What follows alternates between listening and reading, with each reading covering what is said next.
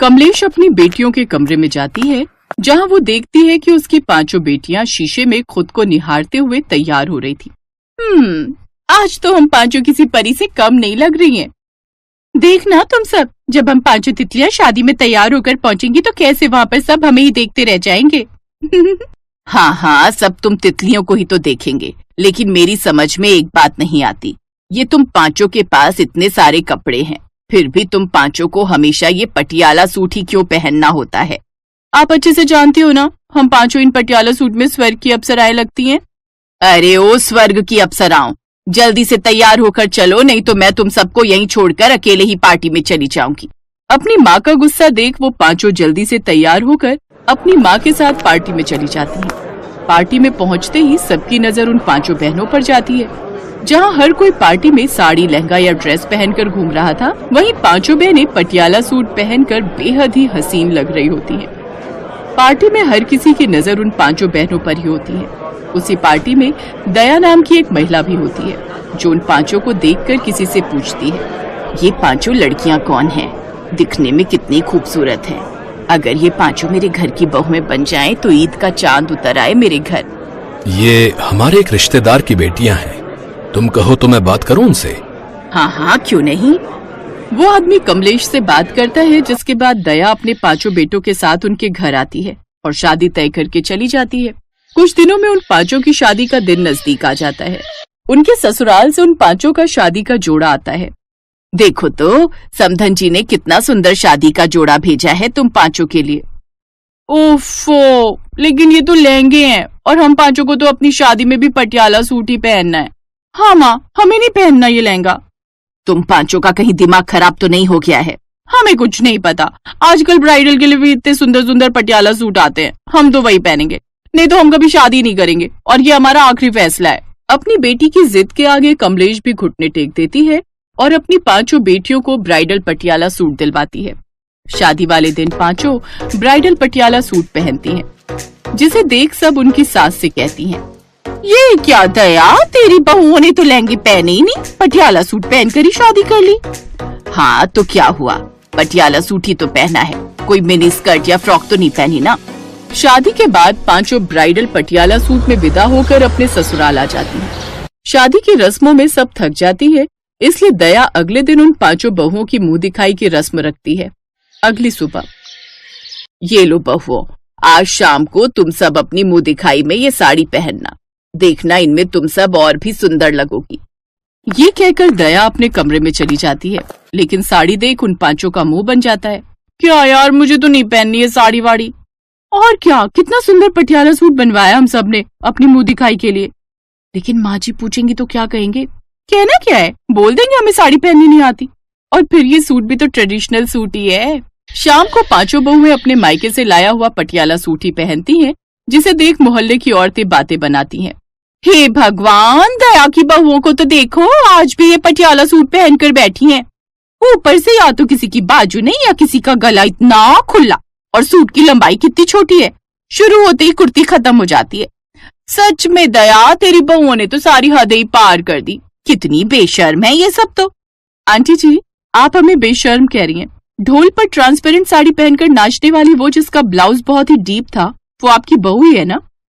चुप कर, और कम से कम मेरी बहू साड़ी तो पहनती है। चलो सब यहाँ से, आई बड़ी है हमें समझाने वाली। वो सभी औरतें वहाँ से चली जाती हैं। ऐसे ही कुछ दिन बीत जाते हैं, लेकिन अभी भी दया की सभी बहुएं साड़ी या कुछ और पहनने की बजाय हर वक्त पटियाला सूट ही पहनती। ये सब देख अब कहीं न कहीं दया भी अपनी बहुओं के पटियाला सूट से तंग आ चुकी थी। फिर एक दिन, बहुओं, आज गांव से तुम्हारी बुआ सास आने वाली हैं, तो मैं तुम सबसे हाथ जोड़कर प्रार्थना करती हूँ कि कुछ दिनों तक तुम पांचों साड़ी ही पहनना, नहीं तो बुआ सास को बहुत बुरा लगेगा। लेकिन वो पांचों किसी की नहीं सुनती और अब भी पटियाला सूट पहनकर ही घूमती हैं। शाम को जब बुआ सास आती है तो पांचों बहुएं पांव छूने के लिए झुकती है, जिससे उनका डीप गला नजर आता है और पटियाला की छोटी कुर्ती और भी ऊपर हो जाती है। उन पांचों को ऐसे देख बुआ सास को बहुत गुस्सा आता है। छी छी छी, दया, तेरी बहुओं ने तो बेशर्मी की सारी हदें पार कर दी। कैसे कपड़े पहने हैं इन्होंने, तू तो गांव में कितनी सभ्यता से रहती थी, लेकिन लगता है अब तुझ पर भी शहरी रंग चढ़ गया है जो अपनी बहुओं को कुछ कह नहीं रही। तू भी अब इनकी तरह बेशर्म हो गई है क्या? अपनी ननद से इतनी बातें सुनकर दया की आंखों में आंसू आ जाते हैं और वो रोते हुए अपने कमरे में चली जाती है। उसकी ननद भी उसके पीछे पीछे चली जाती है। तभी उसकी पांचों बहुएं आपस में, आज हमारी वजह से हमारी सासू माँ को कितनी बातें सुननी पड़ी और उनकी आंखों में हमारे कारण आंसू भी आ गए। उनको मनाने का मेरे पास एक आइडिया है, सब इधर आओ। किंजल उन सबके कानों में कुछ कहती है, जिसके बाद वो पांचों अपनी सास की मुंह दिखाई पर दी हुई साड़ी पहनती हैं और दया और बुआ सास के पास चाय और पकौड़े बनाकर लेकर जाती हैं। अपनी पांचों बहुओं को इस रूप में देख वो दोनों बड़ी खुश होती हैं। अब वो पांचों कभी कभी पटियाला सूट तो कभी कभी साड़ी पहनती, जिससे वो पांचों तो खुश थी ही, साथ में उनकी माँ और सास दया भी। अरे वाह, वो वाली बनारसी साड़ी तो बहुत ही सुंदर है। भैया मुझे वो वाली साड़ी दिखाना। जी मैडम, ये लीजिए। कितने की है ये साड़ी? मैडम सिर्फ 1000 रुपए की है। 1000 रुपए की? नहीं नहीं भैया, ये सस्ती साड़ी तो 2 दिन में ही खराब हो जाएगी। आप मुझे कुछ अच्छी सी महंगी साड़ी दिखा दो। तभी भावना कहती है, भैया वो सस्ती वाली साड़ी मुझे दिखा देना। अरे भावना, मेरी देवरानी होकर तू ये सस्ती सी साड़ी लेगी? रुक, मैं तुझे कोई महंगी सी साड़ी दिलवा देती हूँ। ये सस्ती साड़ी तो महीने भर में ही खराब हो जाएगी। मैडम बिल्कुल ठीक कह रही हैं आप, ये महंगी वाली कोई साड़ी ले लीजिए, ये सस्ती साड़ी तो जल्दी खराब हो जाएगी।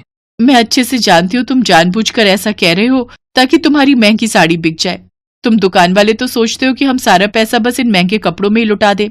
भावना, अगर पैसे नहीं लाई हो तो मुझसे ले लो, बाद में लौटा देना, कौन सी जल्दी है। अरे नहीं दीदी, मुझे तो वो सस्ती वाली चाहिए। भैया आप उसे ही पैक कर दो। ओफो, तुम नहीं मानोगी। ठीक है, जैसी तुम्हारी मर्जी। भैया आप मेरे लिए तो वो महंगी बनारसी साड़ी जो 7000 की है वो वाली पैक कर दो।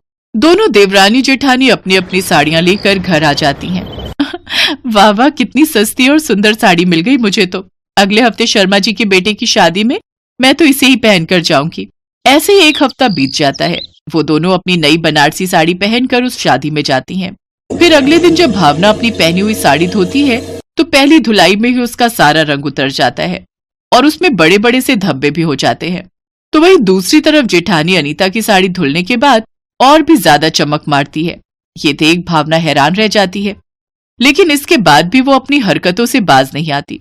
दरअसल वो एक गरीब घर की लड़की थी जिसकी शादी अमीर घर में हुई थी, लेकिन उसकी बचत करने की आदत अभी भी वैसे की वैसी ही थी। ऐसे ही वक्त गुजरता है। एक रोज भावना शॉपिंग पर जा रही होती है तो उसकी सास उससे कहती है, अरे छोटी बहू, तू बाजार जा रही है ना, तो मेरी सहेली उर्मिला के लिए मॉल से एक अच्छी सी साड़ी ले आना। वो क्या है ना, उसका जन्मदिन है, उसने एक पार्टी रखी है, तो मैं सोच रही हूँ उसे जन्मदिन पर एक अच्छी सी साड़ी ही दे दूं।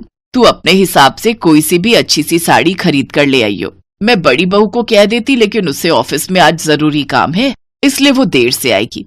जी माँ जी, आप चिंता मत कीजिए, मैं बाजार जा रही हूँ, मैं लेती आऊंगी। कुछ देर बाद भावना मॉल के अंदर साड़ियों के शोरूम में जाती है तो साड़ियों का रेट सुनकर वो हैरान रह जाती है। हे भगवान, इतनी महंगी साड़ी 10,000 रुपए की? नहीं नहीं, किसी को देनी तो है, थोड़ी सस्ती ठीक रहेगी, इतनी महंगी देकर क्या करना। ये सोचकर भावना उस शोरूम से निकलकर एक सस्ती सी छोटी सी दुकान में जाती है और वहां से 500 रुपए की सस्ती सी बनारसी साड़ी ले लेती है। अरे वाह, इतनी सुंदर साड़ी देखकर तो उर्मिला आंटी खुश हो जाएंगी। ऐसा करती हूँ, एक साड़ी माँ जी के लिए भी ले लेती हूँ, वो इसे पहनकर पार्टी में जाएंगी तो बहुत सुंदर लगेंगी। साड़ियां लेकर वो घर आ जाती है। शाम को भावना की सास सरला उसकी लाई हुई साड़ी पहनकर पार्टी में चली जाती है, जहाँ उसकी सहेली उसकी तारीफ करती है। अरे वाह सरला, तेरी साड़ी तो बहुत ही अच्छी लग रही है, कौन से मॉल से ली? ये साड़ी मुझे मेरी बहू ने गिफ्ट की है। तभी कोने में बैठी 2 सहेलियां आपस में चुगली करते हुए कहती हैं, सच कहूं माया, तो मुझे तो ये किसी मंगल बाजार की साड़ी लग रही है। ठीक कह रही हो तुम, देखने से पता चल रहा है कि कितनी सस्ती दुकान की साड़ी है। फिर कुछ ही देर में सरला की पहनी हुई साड़ी किनारे से फटने लगती है। हे राम, ये बहू कैसी साड़ी लाई है, ये तो अभी से फटने लग गई, अब क्या करूं। धीरे धीरे वो और फटने लगती है।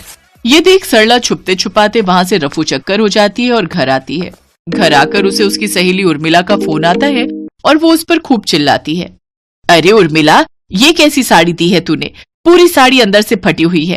अरे ऐसा ही घटिया गिफ्ट देना था तो रहने देती। पैकिंग इतनी महंगी और अंदर से चिंदी सी साड़ी। कल ही मैं तुम्हारी ये घटिया सी साड़ी पैक करवा कर तुम्हें वापस भेज दूंगी। फोन कट जाता है, लेकिन अपनी बेइज्जती होती देख सरला को बहुत गुस्सा आता है और वो जोर से चिल्लाते हुए कहती है, छोटी बहू, आज तेरे कारण मेरी सहेलियों में मेरी कितनी बेइज्जती हुई है, इसका तुझे कुछ अंदाजा भी है? अरे खुद सस्ती साड़ियां पहननी थी तो जितना मर्जी पहन लेती, लेकिन यूं सस्ती साड़ियां किसी को देकर तो तूने मेरी नाक ही कटवा दी। ऊपर से मेरी ये साड़ी फट गई वो अलग। अरे इतनी भी क्या बचत करनी? माँ जी, मुझे लगा था इतना महंगा गिफ्ट देकर क्या करना, इसलिए मैंने सस्ती साड़ियां खरीदकर उस पर महंगी पैकिंग करवा ली थी। इसीलिए तुम्हें कहती थी भावना कि सस्ते के चक्कर में मत पड़। अरे सस्ता रोए बार बार और महंगा रोए एक ही बार। अरे जितनी तू सस्ती साड़ियां बार बार खरीदने जाती है और एक ही बार पहनने पर वो बेकार हो जाती हैं, उसमें तो महंगी से ज्यादा खर्चा बैठ जाता है। लेकिन ना जाने क्यों तेरी समझ में ये बात आती ही नहीं।